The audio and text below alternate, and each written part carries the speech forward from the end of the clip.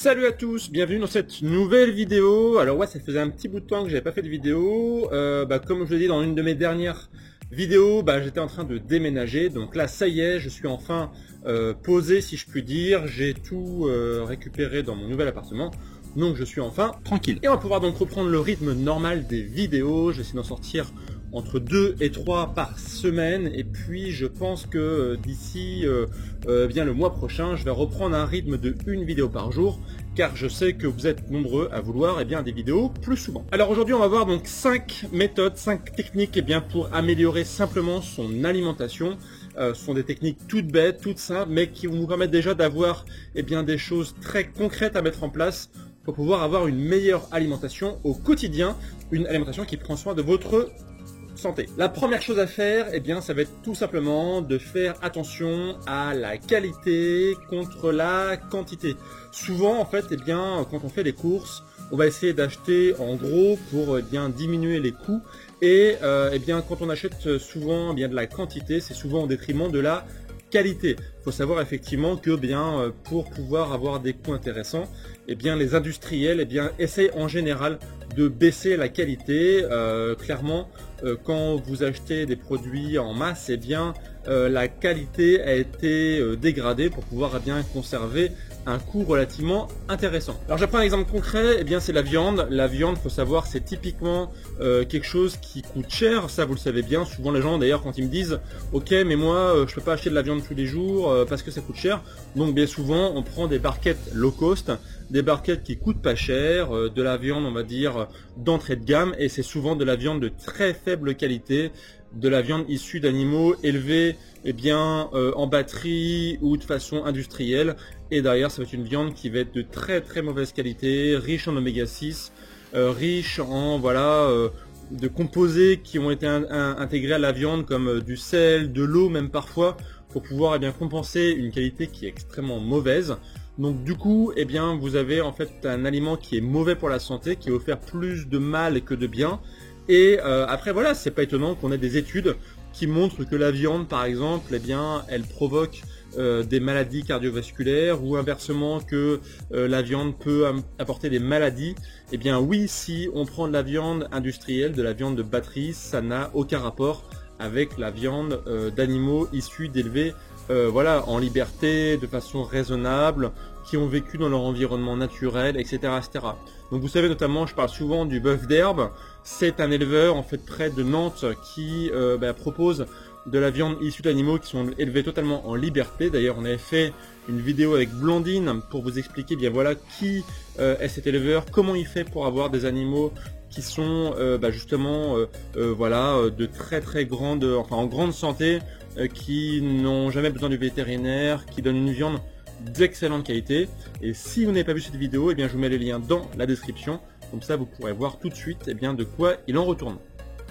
Et c'est valable, on va dire, pour pas mal d'aliments qu'on achète au quotidien, comme par exemple les légumes, les fruits, etc.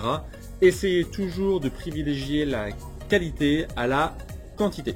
Le deuxième point pour améliorer son alimentation, ça va être de s'organiser. Si typiquement vous mangez à l'arrache, vous allez consommer des produits de faible qualité ou qui n'apportent pas grand chose pour votre santé. Là aussi, j'en parle souvent sur cette chaîne, l'organisation, c'est un point fondamental. Idéalement, vous devriez pouvoir en fait planifier votre alimentation sur une semaine afin d'être sûr d'avoir d'une part tout ce qu'il faut pour pouvoir manger, et d'autre part ça vous permet en fait d'anticiper votre alimentation, d'avoir justement quand vous faites vos courses, de ne pas acheter à l'arrache, d'acheter uniquement ce dont vous avez besoin. Et puis ça vous permet aussi de ne pas acheter en trop grande quantité, de jeter derrière. Ça c'est vraiment un point fondamental. Donc bien sûr, il faut se laisser la possibilité de manger, on va dire, de façon improvisée. Forcément, si votre vie elle est calée comme ça de façon systématique, ça va apporter un peu de tristesse, parce que vous dire du coup je mange toujours de façon séquencée, de façon planifiée. Ça c'est les 80%, 20% du temps, vous pouvez bien sûr manger comme vous voulez, chez des amis, au restaurant, ou dire tiens ce soir j'improvise, il n'y a aucun souci. Mais pour pouvoir avoir une alimentation de qualité, l'idéal étant d'avoir planifié son alimentation, notamment quand vous avez un objectif santé, quand vous voulez perdre du poids, ou inversement prendre de la masse pour ceux qui sont un petit peu chétifs, essayez d'avoir un planning au jour le jour sur votre semaine, comme ça vous avez tout ce qu'il faut pour faire vos courses et vous n'avez pas du coup à improviser et à manger de la junk food, de la bouffe industrielle. Le troisième point qui est fondamental pour moi, c'est de savoir cuisiner par soi-même. Souvent je vois des gens en fait qui lorsqu'ils veulent passer à l'alimentation saine, vont arpenter les grandes surfaces et chercher de la nourriture sans gluten, parce que dans le paléo on mange sans gluten, de chercher en fait des aliments qui vont être bio, etc. Alors ça c'est bien, mais ça ne fait pas tout. En fait souvent il va falloir sortir du cadre je délègue ma nourriture aux industriels pour passer à une alimentation qui va être en grande partie faite par vous-même. C'est-à-dire que c'est vous qui allez passer à l'action. Vous allez acheter les matières premières et derrière vous allez les combiner, vous allez cuisiner vous-même, vous allez passer derrière les fourneaux, vous allez passer dans votre cuisine pour passer à l'action. Et souvent on me dit oui mais moi voilà j'ai pas forcément l'habitude, je sais pas comment faire. Toute ma vie en fait j'ai acheté des produits industriels, toute ma vie j'ai acheté dans des grandes surfaces et je ne sais pas comment faire pour passer en mode sain, en mode paléo. Et bien justement actuellement on sort un nouveau programme qui s'appelle Paléo Cooking. C'est un programme en fait où on vous prend pas par la main et on vous explique pas par pas comment faire pour avoir une alimentation santé et comment justement derrière les fourneaux vous allez pouvoir passer à l'action. Donc c'est un programme où on va vous expliquer comment vous allez pouvoir cuisiner pour le petit-déj, pour le midi, pour le soir, les légumes, la viande, le poisson, les oléagineux. Tout ça en fait si on part de zéro, si on est débutant et même si on est déjà un petit peu avancé, vous allez apprendre pas mal de choses.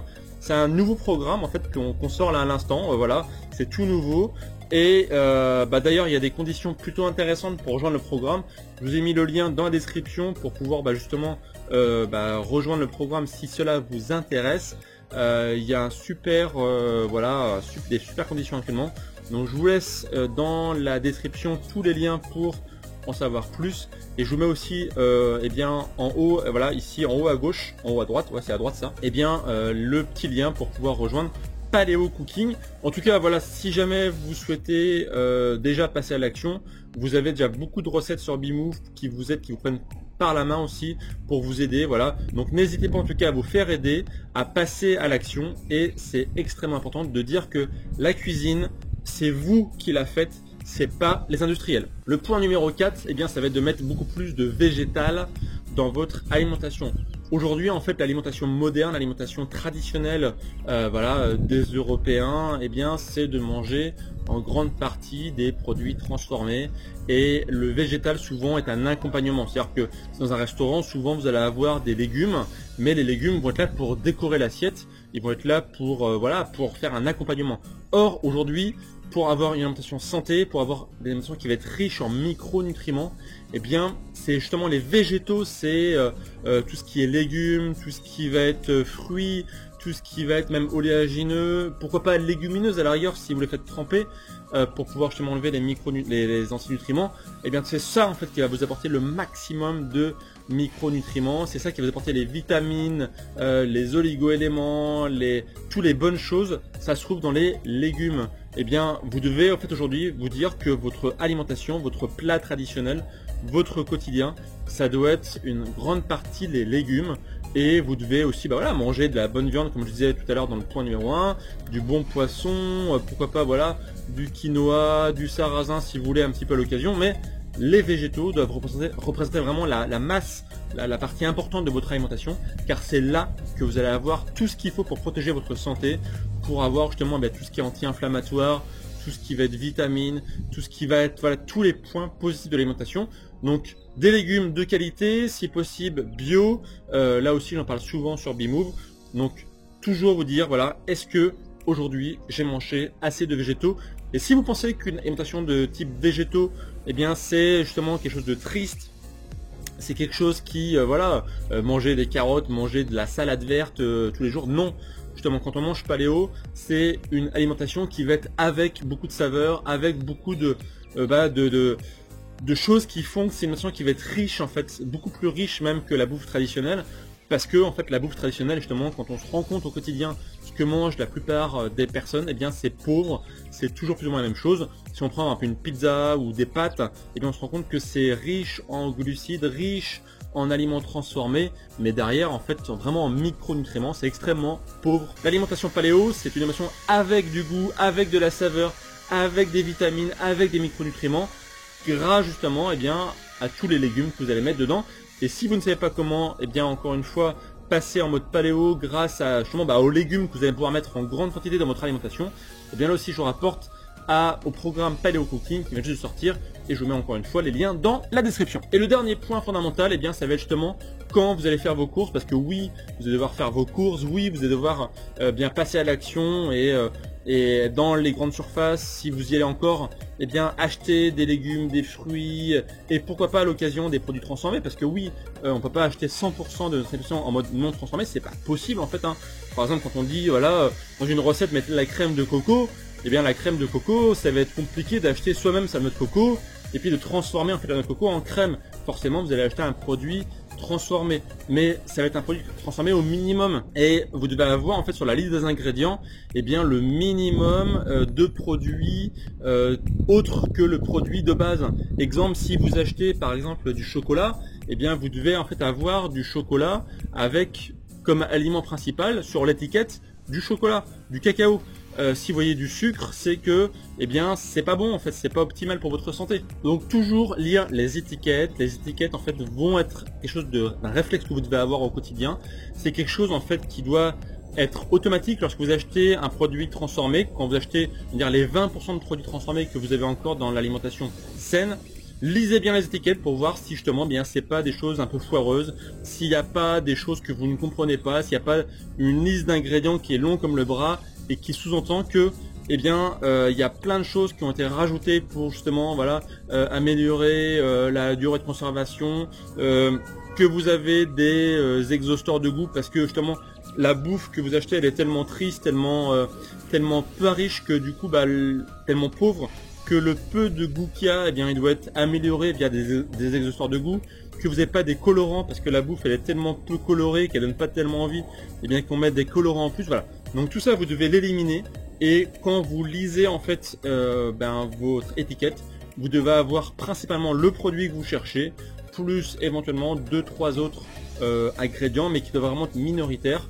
Et voilà, toujours se dire ça, est-ce que l'ingrédient que je cherche est en majorité dans l'aliment que je vais acheter. Voilà, donc passez à l'action, mettez ces 5 points à l'action et vous aurez des résultats. C'est des points fondamentaux en fait pour avoir une alimentation santé aujourd'hui. C'est des choses que vous devez faire. Donc dites-moi dans les commentaires si ces 5 points vous les mettez déjà en action. Et puis moi je vous retrouve très vite dans le programme Paléo Cooking qui vient juste de sortir. Je vous mets encore une fois les liens dans la description si vous voulez rejoindre ce programme, pour apprendre justement à cuisiner, pour apprendre à mettre tout ça en pratique concrètement au quotidien. Voilà, moi je vous dis en tout cas à très bientôt pour de prochaines vidéos. Comme je dis maintenant, je vais en mettre un petit peu plus en ligne régulièrement, donc restez connectés et moi je vous dis à très vite. Ciao!